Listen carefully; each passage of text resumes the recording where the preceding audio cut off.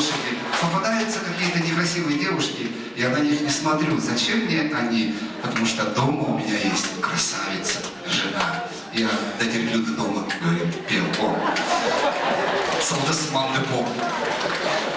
А сейчас на сцену, кстати, возрастная группа 16-25. И вновь та же возрастная группа 16-25.